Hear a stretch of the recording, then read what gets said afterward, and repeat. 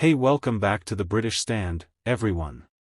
Today, we have Keir Stanley being apprehended by the interviewer's deception. Of course, we saw the spring budget last week, and the entire lie that we were told was that Britons would be £500 better off, but that has since been refuted, and in reality, we won't be better off, or at least not in the near future. Starmer was interviewed by Sky News today, and they were asked about this statement, of course, that we were going to be better off financially going forward, but the interviewer caught him lying, so we'll go into that and react to that. There's also the current situation regarding the tariffs, and we'll look at Starmer's response to the most recent developments regarding Donald Trump.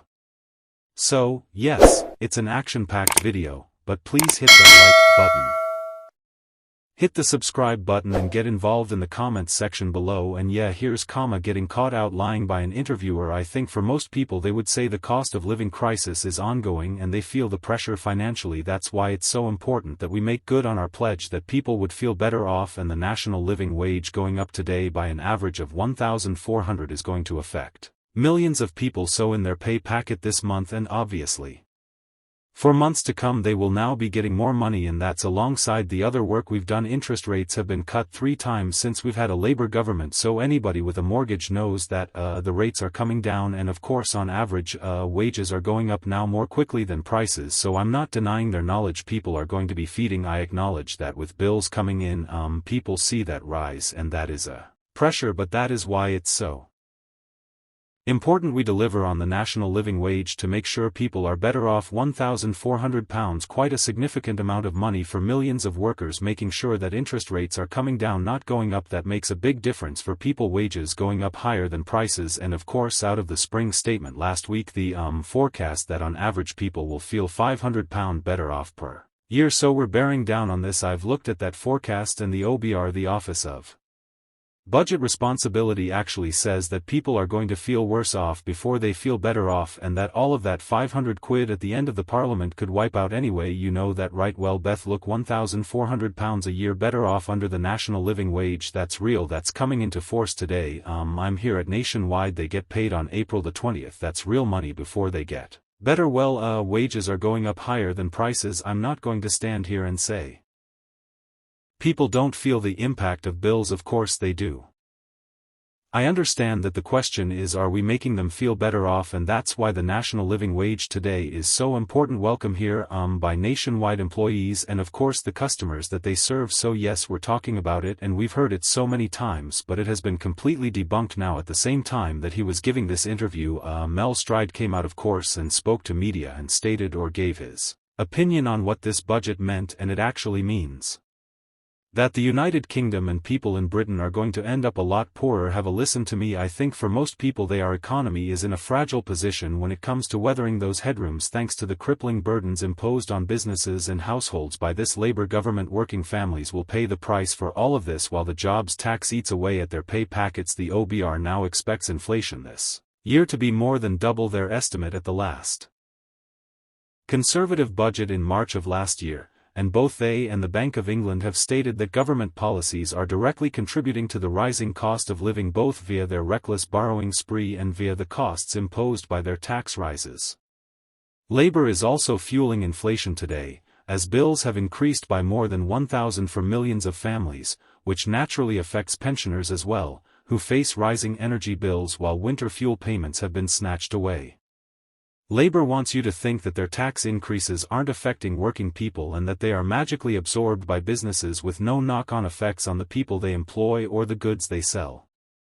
In reality, though, families will suffer from a double whammy from this Labour government, which includes lower incomes due to the jobs tax and higher prices, as well as the fact that we will all end up poorer due to their mismanagement and broken promises. Has repeatedly lied about how we will be better off, and the OBR contradicted himself. Then Mel Stride also released a spiel, so yeah, I'm going to say this because people will believe me. I don't know who's sitting around believing I really don't. How does he think that people believe them when he's broke every single manifesto pledge, and everything that he said is always the opposite has arisen now following this. Of course, as well, in the midst of this there is this sort of Trump tariff thing where of course the UK is going to be hit, and we've heard, I reported to you earlier on today that Course Karma tried to plea late last night.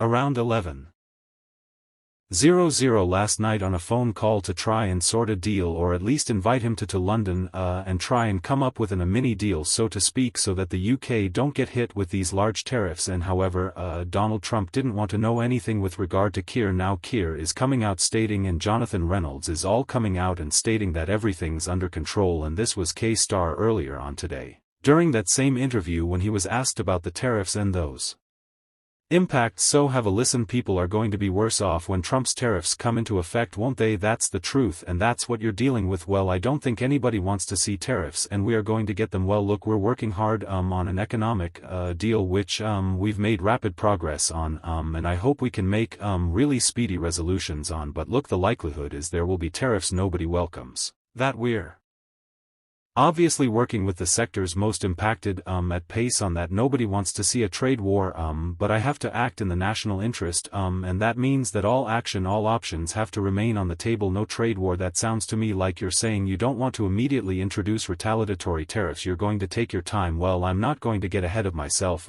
but I am talking to the sectors most impacted, and I think what they want most is a calm and a collected response to this, not a knee-jerk response. We are of course negotiating an economic deal which will, I hope, deal and mitigate the tariffs. That's, I think, where most people would want this to land. Can't predict the future on that, but we're working hard on it. But I don't think a trade war is in our interest, but of course the national interest is what I am guided by, and therefore we must have all options on the table. Just one more thing on Donald Trump. You have worked so hard with him, you have pulled your punches, you haven't criticized him publicly. He suggested prospects of no tariffs when we were at the White House, and now this. Do you feel played by him? Look, the US is our closest ally. Our defense, our security, our intelligence are bound up in a way that no two other countries are, so it's obviously in our national interest to have a close working relationship with the US, which we've had for decades, and I want to ensure we have for decades to come.